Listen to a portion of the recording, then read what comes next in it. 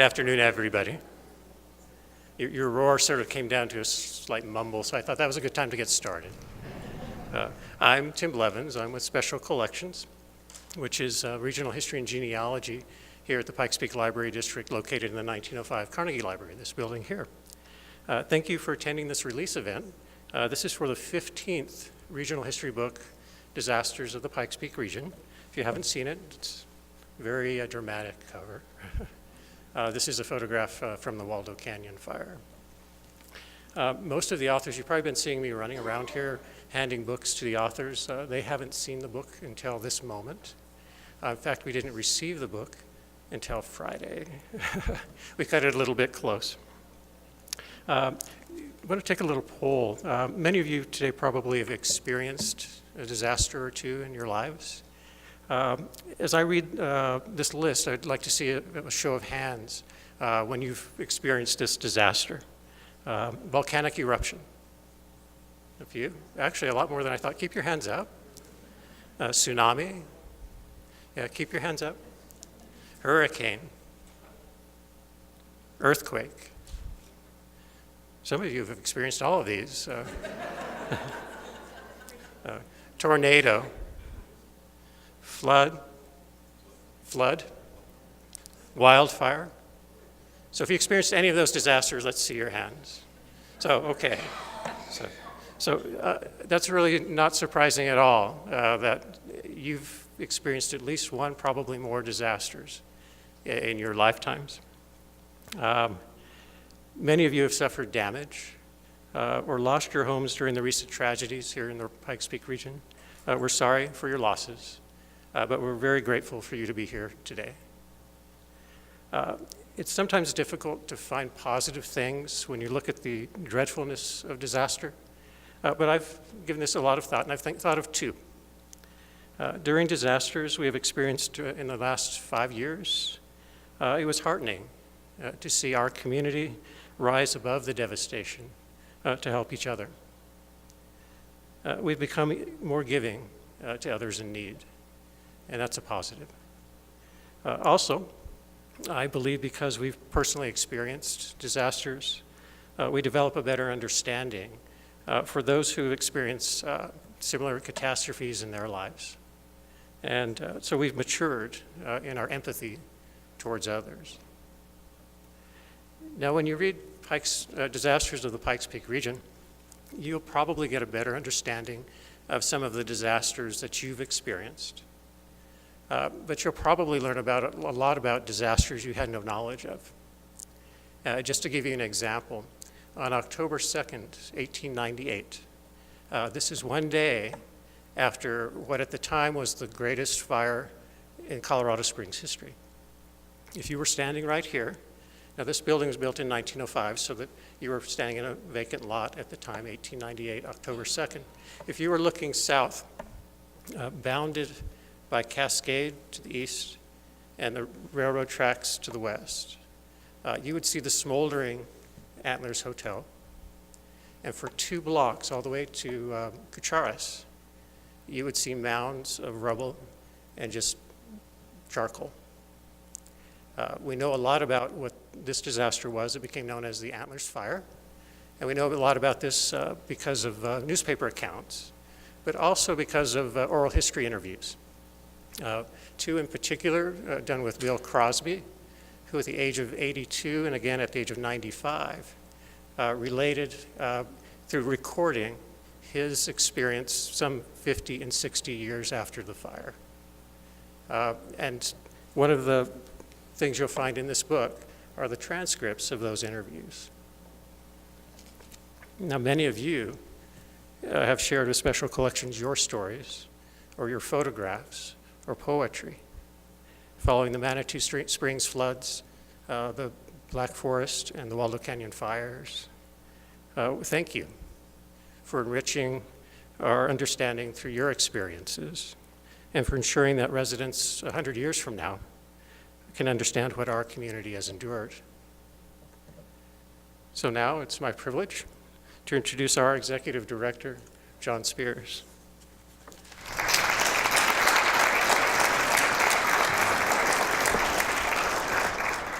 Thank you, and thank you for coming out today.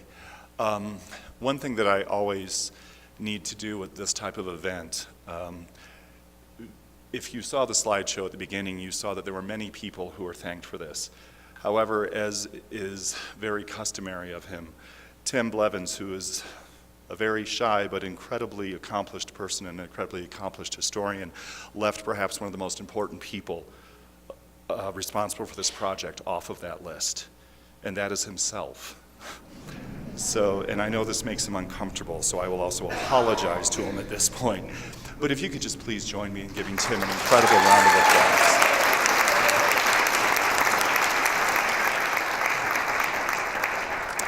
So, Disasters of the Pikes Peak region is based on a series of the Pikes Peak Regional History Symposium that we hold each June.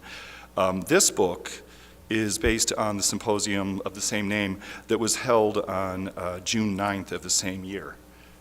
This was an unusual one, though, for us, and an unusual one for what it meant for the publication of this book, because 2 weeks later, an event happened that changed this community in this region forever. It was an event that left a physical scar and an emotional scar on the landscape and on the residents of Colorado Springs, and that was the Waldo Canyon Fire, which started June 23rd. A year later, beginning on June 11th, 2013, we experienced the devastating Black Forest Fire. And then in July and August of the following year, we suffered flooding in Manitou Springs. Needless to say, these recent events were included in this book. And this is one of the things that I admire most about the work that Tim does and the work that the Special Collections Department here does. It's a recognition that history is not just something that happened in the past. History is not something that you study from just 100 years ago. History is something that is occurring around us at all times. This book, perhaps more than any of the others that have been published in this series, tell that story. They tell the story not just of the Pikes Peak region of the past, but they tell the story of the Pikes Peak region of the present. They tell the story of the people, not just of the past, but our friends, our neighbors, our people who suffered devastating losses. And with the publication of that book, it means that their stories aren't just going to be told from the past, but they're going to be told contemporaneously. And there's few ways of discussing history that are more important than making it relevant to the lives of people today. And so I want to thank everyone who was a part of this, because it could not have been easy to tell that story. It's much easier to tell stories that happen to others, to tell stories that happen to yourself, and to relive that is an incredible gift to yourself, but also a gift to the present, and even more importantly, a gift to the future.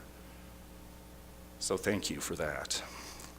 We're grateful to all of the contributors to Disasters of the Pikes Peak region, and we especially appreciate those who provided chapters about those recent fires and floods. One of those authors is John Putnam, today's presenter, who wrote 2 chapters for the book.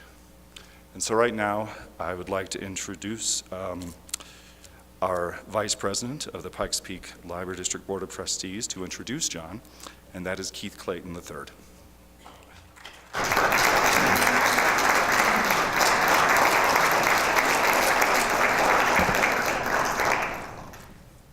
Good afternoon, everyone. I am really happy to be here, and I want to thank you all for coming and being part of this event. And I want to thank John for his introduction and allowing me to be part of this event itself. I have the great pleasure of introducing Mr. Johnny Putnam. John is an insurance consultant here in Colorado Springs and has spent more than 40 years in the property casualty insurance industry in the Pikes Peak region. He received a BA in government from the University of Massachusetts, Amherst, and a MA from the University of Colorado Boulder, focused on international relations. Some of his interests include genealogy and local history. He's known by his service as the past president of the Pikes Peak Genealogical Society. John served as the insurance consultant to the Colorado Springs Together Waldo Canyon Wildfire Recovery Team between July 2012 and June 2013, managing the overall recovery process and providing individual claim mentoring to hundreds of Mountain Shadows residents who either lost their homes or suffered partial losses. He also served a similar role with the Black Forest residents in 2013 and 2014, one that I'm very proud of given my residence in the Black Forest area. So, without further ado, I am thrilled today to really be a part of this event and to introduce Mr. John Putnam.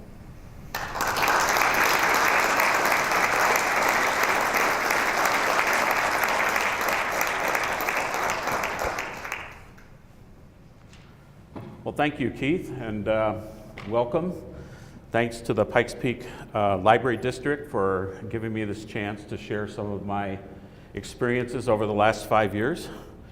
You know, it seems like a long time since June 9th of 2012, and at least for me, there's been a lot of water over the dam, so to speak, no pun intended, because my 2 articles are about flooding, but I'm here to share with you just a little bit about what has been said. I thought what the introduction that Tim made was most interesting. The human aspect is incredibly important. I don't focus quite as much on the human aspect for a lot of different reasons, but I have to tell you the resiliency of our people and of our community was just unbelievable to see. And with all the other issues that our society faces, it was really a real blessing to be able to serve with the Colorado Springs Together Committee to help with the recovery of the Waldo Canyon. And then we also work with the Black Forest Together group as well. So I think the title is pretty self-explanatory. And what I'd like to do in today's presentation is to kind of address this kind of in terms of 2 different levels. The first level is to tell you my story, some of which you've already heard, and but what you haven't heard is what I actually did, some of the things that I saw during the time that we were helping those people. And again, I believe in telling stories just because I think it's a very common process in the study of history, that it makes more sense if you tell it in a story format as opposed to just sheer facts and dates and so forth. The other thing I'd like to do is, because of the topic and because this is an evolving topic, I'd like to challenge each of your thinking just a little bit to realize that what what visited us in the last 5 years may just be something that we're going to have to live with in the future.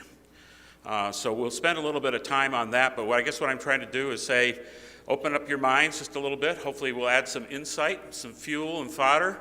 You don't have to agree with everything I say. Nobody ever does. That's part of the thrill of being who I am. But the fact of the matter is, we want to make sure that we at least throw it out there for people to start thinking about.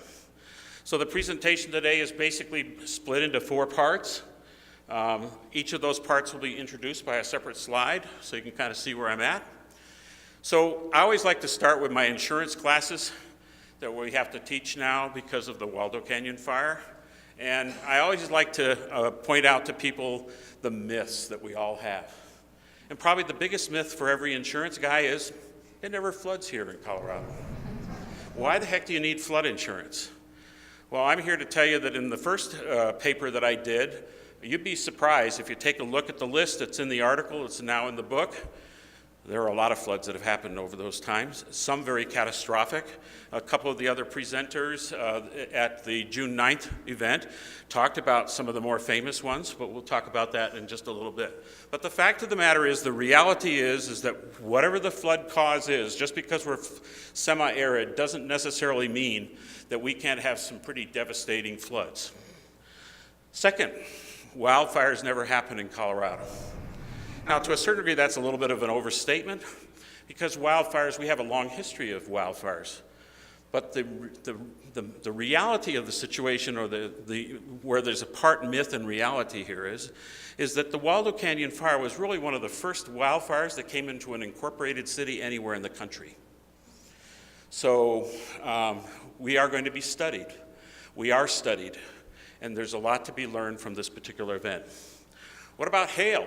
Oh, heck, we've seen hail all over the place. That's part of living in the Pikes Peak region. But any of you who suffered a hail loss back on July 27th of last year, whoa, it's been a while since we've had softball and hardball-sized hail, and we've seen the impacts of the damage. So we're living in interesting times. And the last one is kind of directed to you all, and that is, well, the big ones have already happened. I don't need to worry about it in the future. Well, statistically, that's partially true. And insurance is all about statistics to a certain degree. But if you believe in some of the things that are going on that's driving the extreme weather, we now are faced with a situation where it's likely that we're going to have more of these events.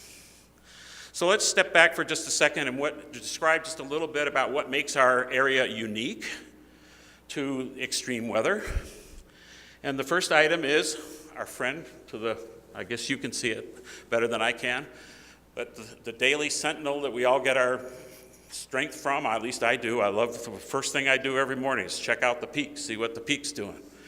And it tells us an awful lot, but that peak makes a lot of weather. It creates wind, it creates hail. It's very steep. The difference between Pikes Peak and where the county line is, just south of Fountain, is about 9,000 feet. So if you drop a drop of water up on top of Pikes Peak, and it goes all the way down to Fountain, we're dropping some serious elevation, which, as you know, when water falls, it creates power and creates energy and all kinds of potential problems. Up to the north of us, we have Palmer Divide. And Palmer Divide is also a weather maker. And whether we like it or not, the area west of us here, from Pikes Peak to Castle Rock, is the second largest generator of thunderstorms anywhere in the country. So we're blessed with good fertile area to have lots of potential disasters. And then finally, and we'll talk a little bit more about this towards the end, but we have our friend Fountain Creek, which is a tributary of the Arkansas River. And it's kind of our Mother Nature's, I hate to call it sewer, but whatever you want to call it, it takes all the water away from us. And whether it's sewer products or whether it's storm water or whatever the case may be, this little river was never intended to have 500,000 people living here.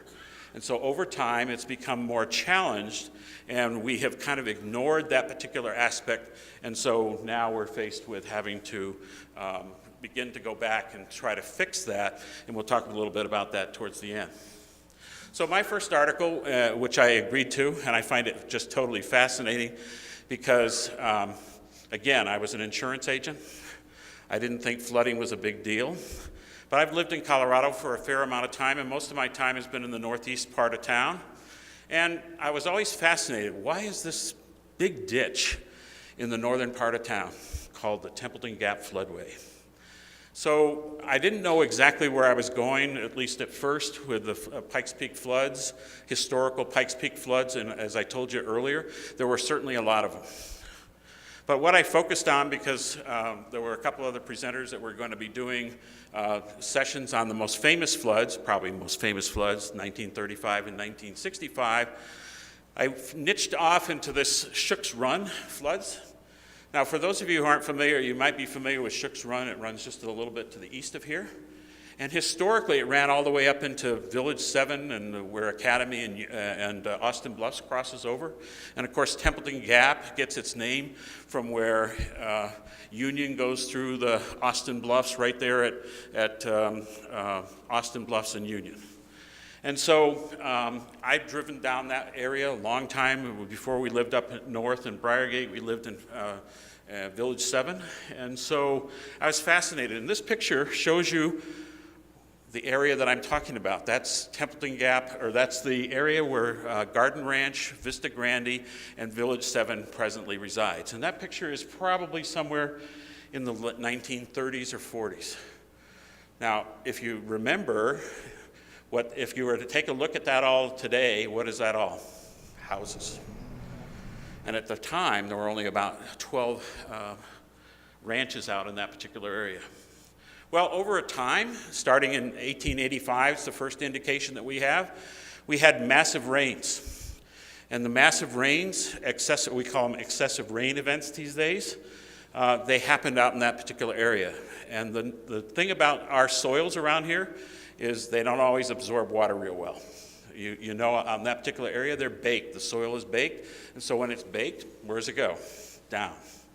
So we had some evidence of storms that could be anywhere from 4 inches in a very short period of time to there's one I think that I recorded that the newspaper press suggests that there might have been as much as 16 inches. That seems a little bit heavy, but it was somebody measuring their bucket. And so long story short, for about 60 years of time, from the 1880s until just about 1950, the east side of Colorado Springs suffered massive floods, a whole series of floods, which my article will discuss in more detail for you. And so eventually, the city fathers and the state fathers and the federal government got together and they built finally the Templeton Gap Flood Way that exists today. Now that's the good news. One of the bad pieces of news is we built the floodway and then we never maintained it. So there's some suggestion today that that floodway is badly out of condition and needs to be repaired. And why do we know this? Because after Katrina, there was a study of all levees, because Pikes Peak Flood, or the Templeton Gap Floodway, is a levee. And so the federal government was very concerned about levees that could fail, and so Templeton Gap gets put into that area. So when we talk about floods, we are talking about two different kinds in this particular area.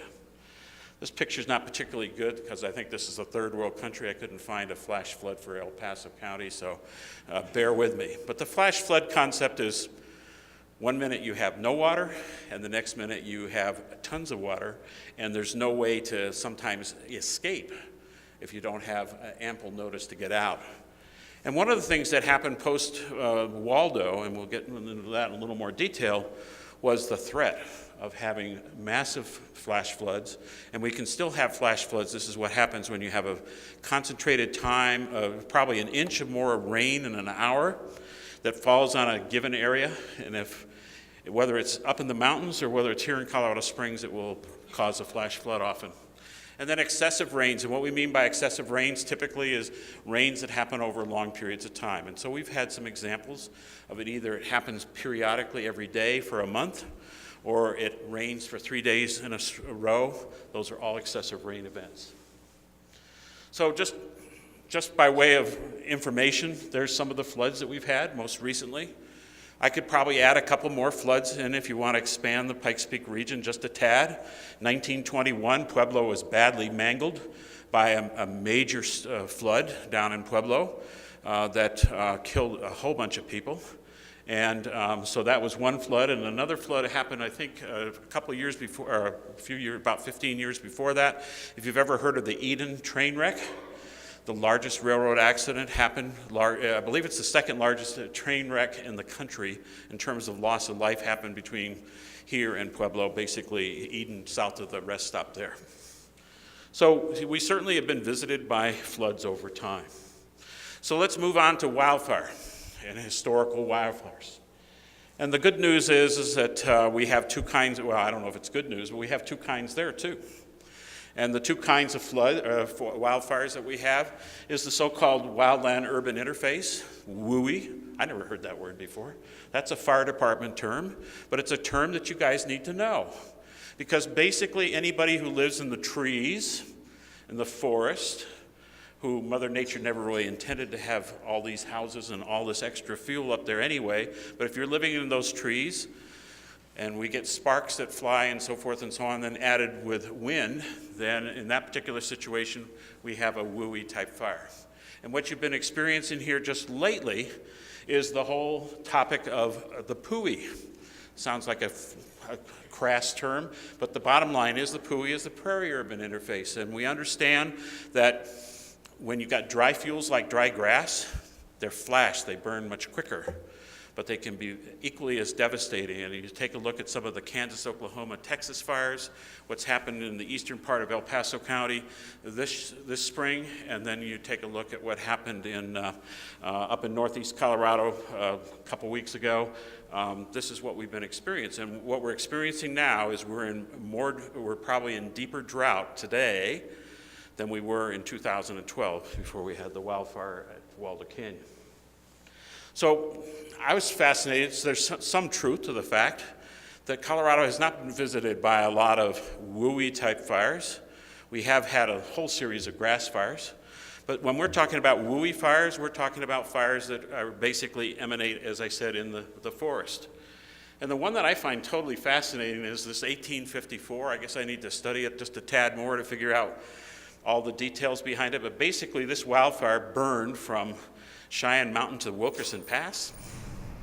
Now remember, back in those days, they didn't have tankers, they didn't have fire engines, and I'm guessing that it was pretty much let it burn.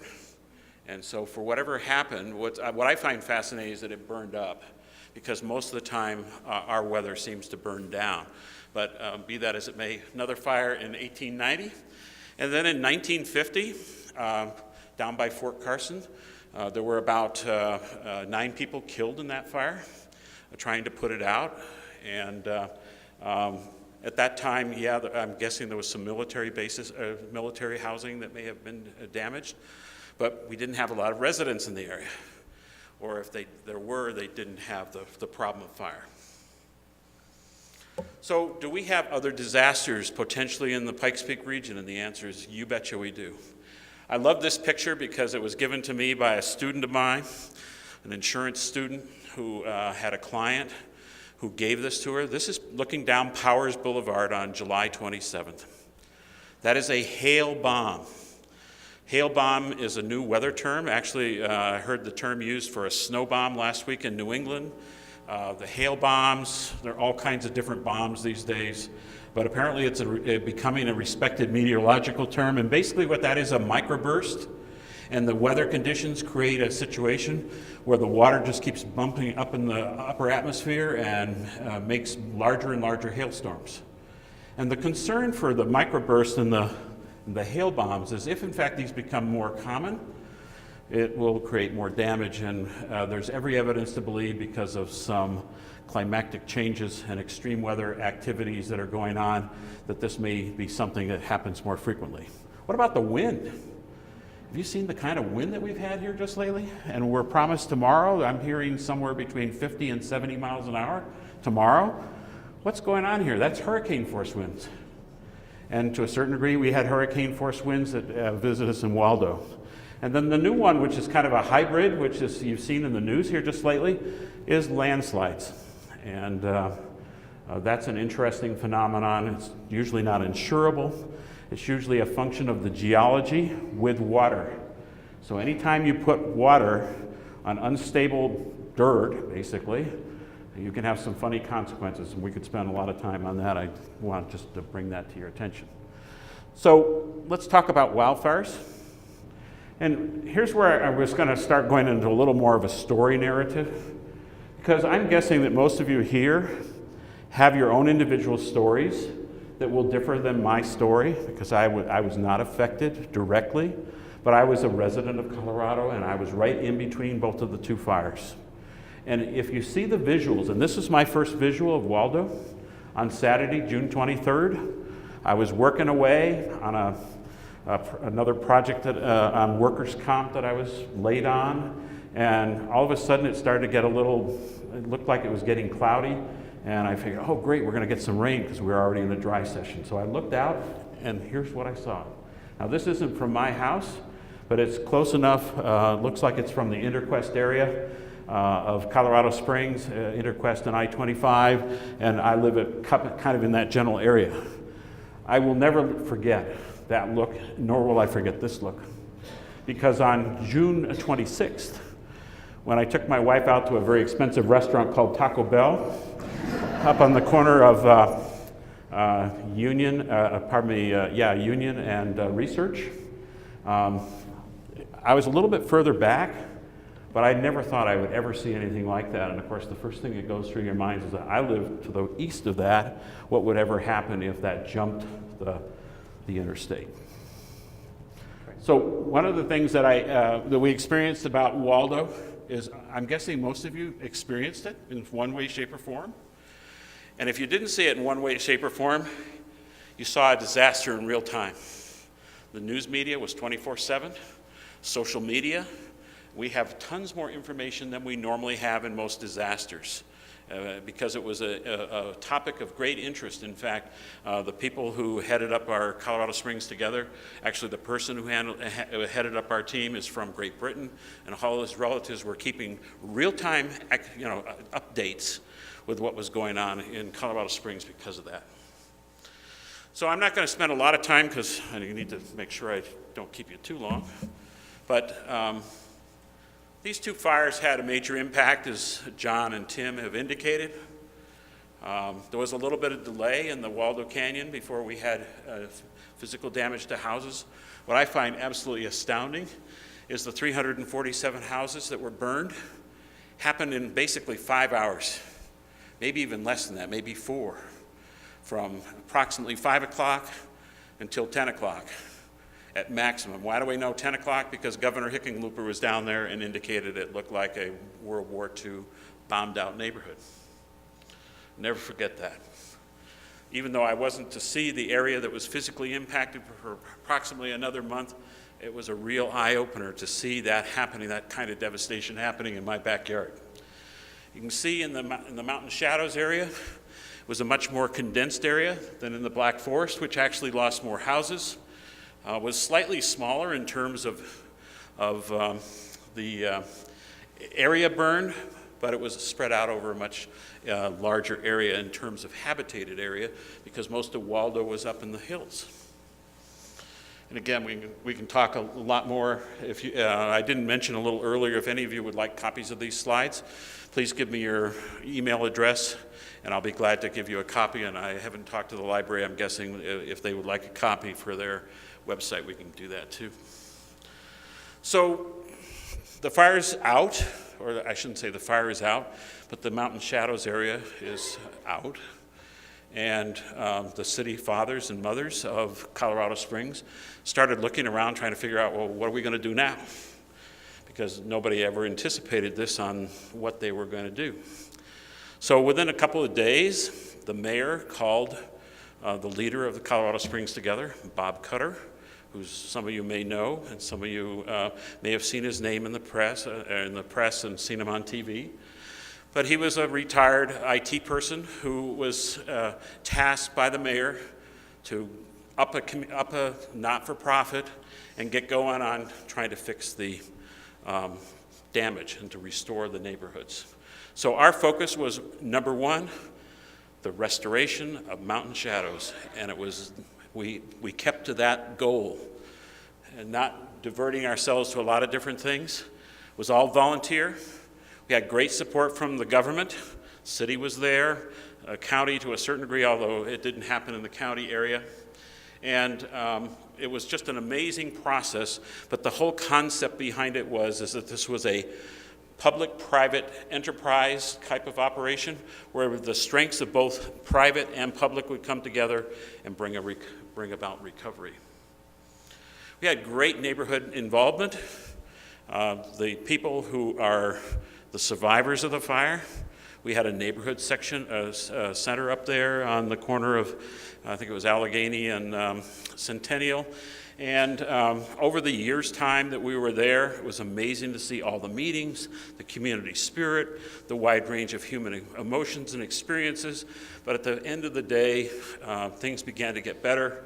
And as the neighborhood started to restore itself, it's just an amazing story. So I like to share this, not necessarily to bring a cloud down on the two fires, but this is really a tale of two fires. The Black Forest fire, which I haven't talked about Black Forest Together, was a little more directed by the county. And they didn't really feel comfortable with having this not-for-profit type group, even though eventually there was one. But having the great, being joined at the hip like we were in Colorado Springs together, it never really totally happened. And what I'm trying to show you with these statistics is that in the Waldo fire, after 5 years, basically, because we're at the 5th anniversary, we're well ahead of 90% recovered, which means that houses have been rebuilt. That doesn't mean all the original residents have moved back and rebuilt, but what it does mean is that at this point in time, that's old, that's last year's number, so that number is probably a little closer. The only reason I kept last year's is to compare it to Black Forest. And as you can see, for a variety of reasons, Black Forest has lagged a little bit behind. Now, having said that, I will tell you that in most wildfire settings that have been studied, normally from a wildfire of this sort, it's lucky that you can get 50% recovery. So if you take a look at the Boulder fires that happened a year before Waldo, or 2 years before Waldo Canyon, 50% recovery. If you take a look at the High Park event that was happening at the same time as the Waldo, then it's 25%. So it's not a guarantee, and a lot of what happens is two things. People, with all the trees gone, people say, I'm just throwing good money after bad to be building back where the property values won't be there, one. And two, they don't have enough insurance. That's what usually drives these things. But I thought you'd find that recovery of a little bit of interest. And the last thing I'd like to leave you with the wildfires, because I'll do the same thing parallelly with floods in a couple minutes, is that everybody learns in this process. And I'm not shy to tell you that I thought I knew a little bit about insurance when I took on this task in 2012. I'd only been in the business for 44 years. And I'm going to tell you, I learned so much in the next year that it just was a quantum leap ahead for what goes on in the insurance mechanism. So people who think that insurance is always the same, if people are thinking that way, they need to challenge their minds a little bit more, because things do change based upon the circumstances. But I want to let you know that the government wasn't resting on their laurels and letting Colorado Springs together work this just by itself. We had building code changes, which made the building codes much more ignition resistive, not fire resistive, but ignition resistive.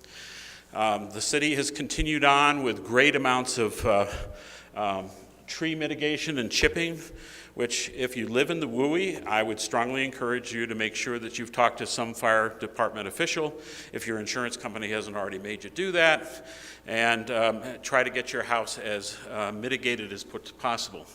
In Black Forest, there's been a renewed effort at Firewise, and last but not least, there's been greater efforts at the public awareness aspects of wildfire and what it would mean.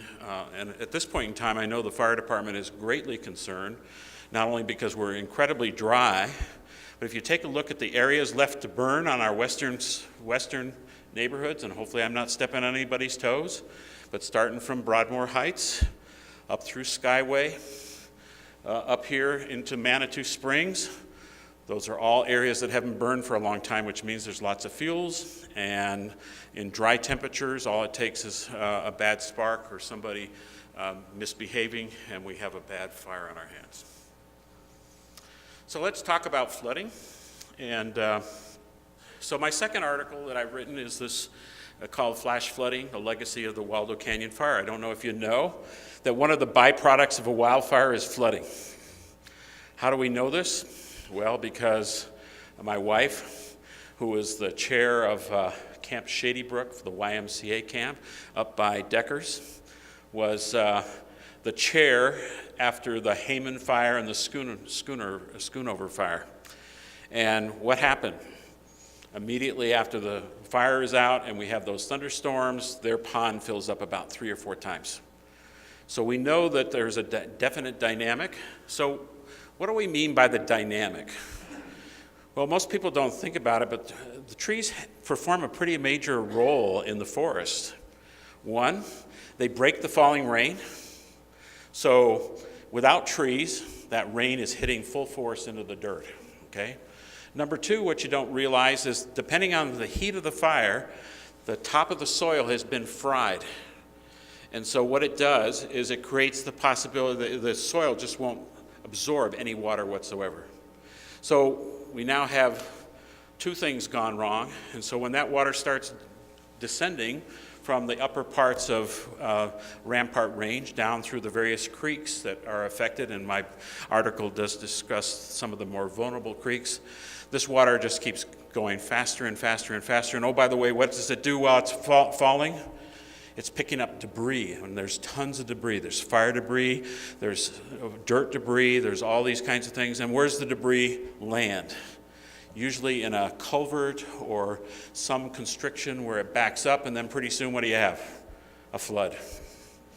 So that's the dynamic, and we saw that dynamic almost immediately. Within a month of the end of the Waldo Canyon fire, some of you saw the pictures up by Ute Pass Elementary School, where the heavy rains that afternoon caused a pretty major flash flood that created all kinds of debris, closed the highway for a couple of hours, and so forth. And then continuing on, the floods in Manitou were mentioned, and we have the same concept, the same thing going on in Manitou, because we had the constricted, the city officials and the county officials didn't have enough time to be doing some of the mitigation work that my article goes into in great detail. So one of the first responses that our emergency management team at the city started looking into was a risk assessment of the flooding. So for those of you who live on the west side of town, and especially in the Fountain Creek area, you can go to the city website and take a look at maps. They're colored. These maps will tell you what your potential risk of loss it would be. And so that's one thing. The next one is public education. We spent a lot of time advising people that they really should be getting some flood insurance. Prior to the Waldo Canyon fire, we had 1,000 flood policies in all of El Paso County. Afterwards, we got up to 2,000. And the good news was that when Manitou flooded, those houses, all but one of the houses that were flooded in the July flood in Manitou, all but one were covered by flood insurance, which was unprecedented. And then all kinds of what we call mitigation activities. So this is everything from, well, here's what we're talking about, building detention ponds. So what does that mean? They're making ponds that can collect all that debris that comes down. This is a picture of a flood fence. Anybody ever heard of a flood fence? So a flood fence is at the face of a canyon, and what this is designed to do is strain out the debris so that the water can continue going down, but the debris will not back things up. Widening channels wherever possible and taking out debris, and then on the hills trying to stabilize wherever possible through conservation methods to make sure that that water did not continue to come down quickly. So that's the effect of the Waldo Canyon fire on floods, which was what I wrote about. But I would be remiss to tell you that that's where it all ends, because since then we've had some more floods that we've had to deal with. The first was in 2013, when the north part of the state had those major floods. We had major floods down here too. In fact, I think the figures I've seen is Fort Carson got 11 inches. And basically the Cheyenne Creek watershed was badly out of its banks, and there was quite a bit of damage along that particular creek, and unfortunately not an awful lot of insurance out there. In 2015, I only mention this because we didn't have a lot of flooding, although our streams and creeks were very high. But what did we have? We had prolonged heavy rains all week and all month. I think it was May, and the water became highly saturated, and this is what caused those houses out in the Broadmoor area to slide. And then, I don't know if any of you remember, last August, down here, kind of east of town, we had a major dump. I heard about 2 inches of water in less than 2 hours, which will flood almost anywhere. And so we had, out by Fargo's, we had people stranded in the middle of a pond, various places flooded. And what was interesting in that, I think there's 2 or 3 houses that were totally destroyed in an area nobody ever anticipated would have a flood at all. So needless to say, no insurance. So Tim asked me to take a quick look at this. I just want to raise this subject because it's in the news. What's this thing called stormwater all about? Well, this thing called stormwater has been around for a lot longer. It's now been in the news largely because there was litigation, or there is litigation, and there's also been an agreement between the city of Colorado Springs and Pueblo to try to begin to make some enhancements. But this city started out as a nice city by the hill called Pikes Peak, and it's grown into a major metropolitan area, and it was never designed for the kinds of drainage that our modern systems expect. So it was never designed to take this amount of water. A lot of it's old. That's what happened out east of here.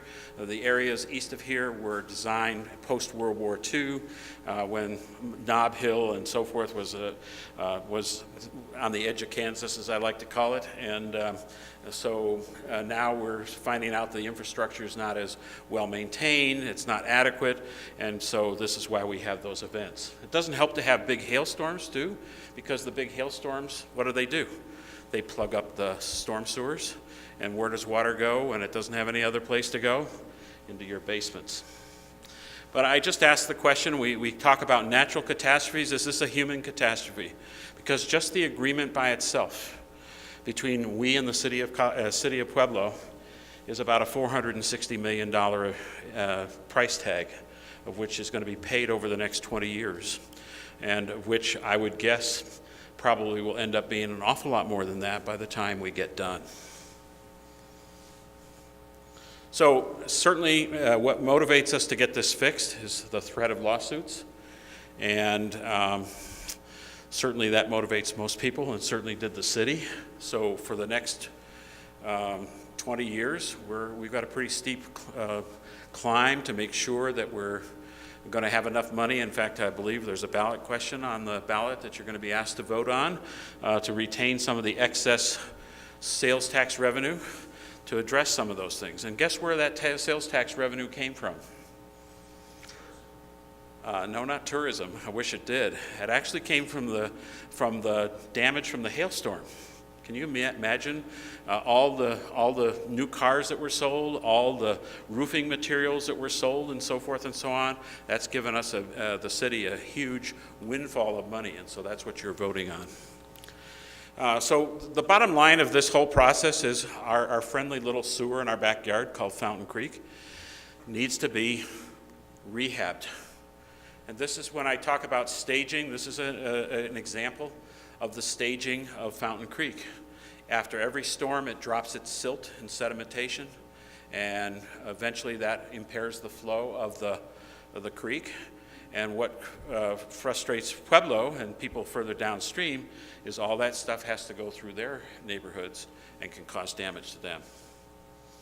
So, are disasters the new normal? I don't know where you stand politically, but one topic that has certainly gotten my attention since all this disaster started taking place is this whole issue of climate change. And there also may be an added aspect to this called extreme weather and its impact on climate change. But what this chart shows you is the level of CO2 in our environment or in our atmosphere. And if you take a look, in my lifetime, the numbers of the parts per million of CO2 has virtually doubled. And there's every evidence to believe, whether it's junk science or not, or fake truths or alternate truths or whatever the case may be, the fact of the matter is that this seems to be having some consequences on our global ecosystems and weather. So if I take a look at narrowing that down just a little bit to just the last 30 years, this is the number of worldwide natural catastrophes that occurred from an insurance standpoint. And you can see an upward climb, and if I could draw that out another 5 years, there's every evidence to believe that we're living in very serious times when we're going to see, as a world, not just locally, more extreme weather events and catastrophes. Anything from wildfire to floods to tornadoes, All these fall in the same kind of category, and for whatever reason, last year, how many different areas flooded? I think Houston flooded 4 times. Louisiana, major floods. Missouri, West Virginia, Maryland. I'm trying to think, we had a little bit here, but the fact of the matter is, flood is one of the biggest exposures that we all have, and it's very rarely insured. Another evidence to suggest to you is my insurance trade association. It's not my trade association, but a trade association that I'm familiar with called the Rocky Mountain Insurance Information Association, for which you sometimes see referenced in any insurance articles either on TV or the news. Keeps track of the top 10 list of catastrophes. Hate to tell you guys, but in the last 5 years, Colorado Springs has had 3 of those top 10. No, this is Colorado. This is Colorado only. So the Waldo and Black Forest are 3rd and 4. And the hailstorm last summer is probably down around 7 or 8. But I leave you with this thought, that if this is the new pattern and the new normal, hopefully you are beginning to take a look and trying to evaluate what you need to do in order to not become a victim of a disaster that could fall upon us. So what is the new normal? Well, do we have the will as a collective society to go back in and update our infrastructure? We've talked a little bit about the stormwater issue, which is infrastructure related, but this goes way beyond its bridges and its roads and all kinds of things. And the price tag that I'm hearing is staggering. But the fact of the matter is that we've been consuming infrastructure for a long period of time. It's time to start fixing things up. Are we going to have more extreme weather? If you believe the weather scientists, it will happen. In fact, one of my insurance blogs that I just got just before I got started indicates that 2017 will probably be one of the worst years yet, followed by 2016, which was one of the worst years up to that point in time. Is this the new pattern? I'm not here to be crying wolf. I'm here to be presenting the facts. And then, one other thing about extreme weather. When we talk about extreme weather, one of the things that may be happening with climate change is storms that normally would have happened get worse. So we would have had the hailstorm, but we wouldn't have had the microburst. Or in the floods up in the northern part of the state, the NOAA, National Atmospheric and Oceanographic Association or organization, I guess it is, has done some studies on that, and basically what they indicate is that probably 1/3 of that rain was because of the increased humidity available to fuel those storms because of allegedly climate change. Now again, depending on your point of view on political, I understand there's still some difference of opinion on this, but most of the difference of opinion that I see is how to fix it, not on whether or not something is happening. And I will also agree that some of this does happen cyclically. We do know that some of this happens, but not with the regularity that we've ever seen that I just gave you in these facts. So are you ready for the new normal? So, hey, thank you very much for your time and attention.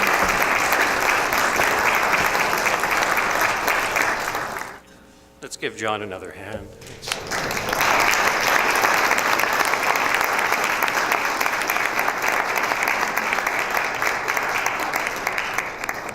Well, thank you so much, John. I've had the privilege of reading both of John's chapters several times. Yeah, it's called editing. No, he's a great writer. You did a great presentation, but the chapters are engaging. You're really sucked into the history, and you did a fabulous job on the book and your presentation, so thank you for Thanks, that. Tim. There's several other people here who contributed to the book. Those of you who were authors who contributed, if you could raise your hands. Okay, so there are quite a few of you here. Keep your hands up. Now, those of you who took pictures and contributed to the photography, so there are some of you here. And then some poetry was included in the book, so we have some poems. So there are a lot of people in here who are really important for this book, and I'm glad that you were able to attend today. The Special Collections staff are a team. They're really responsible for getting this out. We really wanted to get it out before 5 years, and so now You don't have to buy the book today, although you get 15% off. You can get an EPUB version. If you're not familiar with EPUB, it's an electronic version. You can use a tablet or phone. And we have these coupons that you can pick up. Just go to our reference desk out this door, right around here. It's right behind us.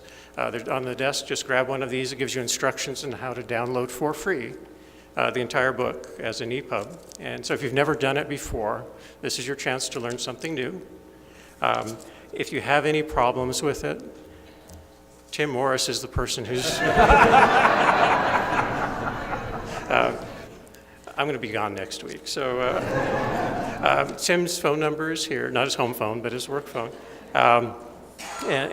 He's the one to help you through this if you have any trouble. But do grab one of these just to try it out.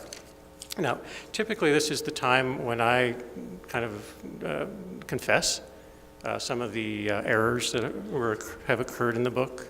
We had some close calls, catastrophes. I almost misspelled that twice. We caught that though. Woodman, is Rhonda Van Pelt here? Rhonda wrote a really great review of the book. It appeared in the Pikes Peak Bulletin. And she caught that we had misspelled Woodman. It's M-E-N, not M-A-N. Didn't think we could get it corrected in time because we'd ordered the final proof. But when I was looking at one of John's chapters, I discovered after footnote number 4, all the note numbers were gone. We blamed those things on gremlins, and that had to be fixed. So we got the note numbers in there and regenerated the file to send to the printer, and it failed 4 times. Now we're already a week late getting this book to the printer, so I'm getting a little anxious. And so what we discovered is Doris McCraw. Dory, are you? There's Doris. She has a great chapter in this book, and it was corrupted, and it's not Dory's fault. I've got good news and bad news. The bad news is Doris's chapter doesn't have page numbers or headers, but it's really easy to find. I'm right to it.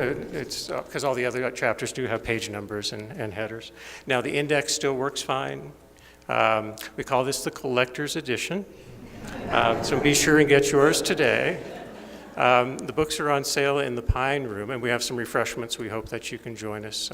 So the Pine Room, just look for yellow signs. It's basically due east, and we'll have all the authors there. Everybody who contributed, we'd love to have you stick around and sign books. I know people like to get their books signed. And let's see if there's anything else I need to mention. Yes, we'd like to close with something very, very special. We have a special guest today, Pikes Peak Poet Laureate Emeritus Price Strobridge, who is here, who's going to close this with some poetry. Price, come on up.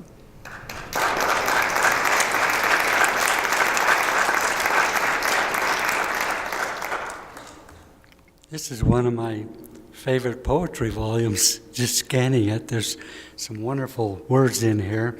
I just wanted to say that I'm afraid of this machine.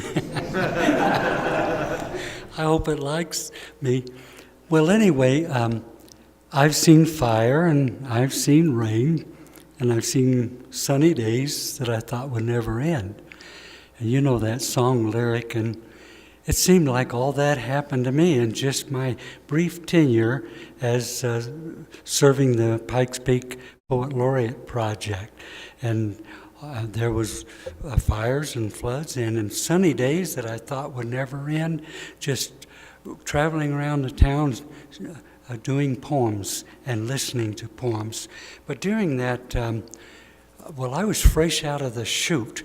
I remember we had a function here, a library poetry function, right in this room, and Loring Werble, who's an officer with Poetry West, he came into the room. He says, I just need to interrupt the program. He says, there's a fire, it's on the news, and it's just, it's right up there. I think they'll get it under control, but I just thought I'd let people know. And then it kept burning and burning and burning. Well, anyway, as as it happened, people were writing about already, Novalis said poetry heals the wounds inflicted by reason. And I noticed in that presentation that question mark was inside of a big yellow sunny circle. And so it just brings a circle, like this room, it's just same metaphor all over again.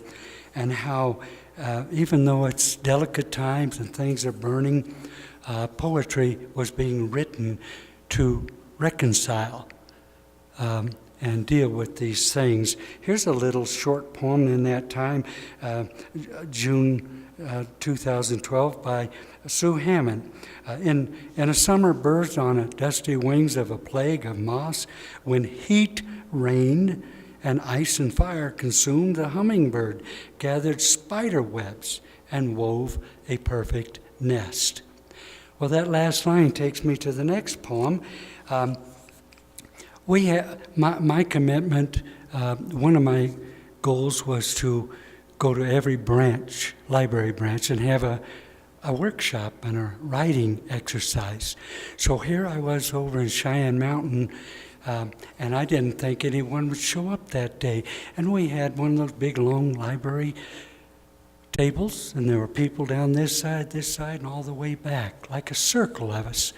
And so we did an exercise, and I learned later, 2 in that room were on the reverse, that 911 sheriff's call, to be notified if they needed to be evacuated. But anyway, so I thought, well, I'll do one of these poems where, I think, what do they call them? Exquisite corpse or something like that. But someone just starts with 2 lines, folds over the page where only 1 line shows. You pass it to the next person. If they're inspired, they'll write 2 lines and fold it over till only 1 line shows. If nothing comes, they just pass it on. But we had a lot of participants. It started with someone in their 70s, namely me. I wrote 2 lines and passed it around, and it ended up with a 5th grade girl who brought it home. But it makes me think of that poem that Sue was writing in those days, and it's called Group Poem Composed While Waldo Canyon Fire Rages. From one small spark, a flame will build, dazzle and terror.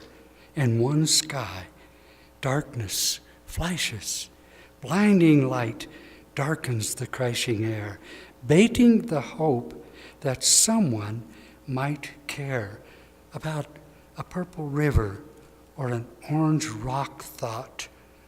Around the bend of memory, the robin weaves a nest without finger, needle, or pattern to follow, a cuddly, warm, safe bed to call home.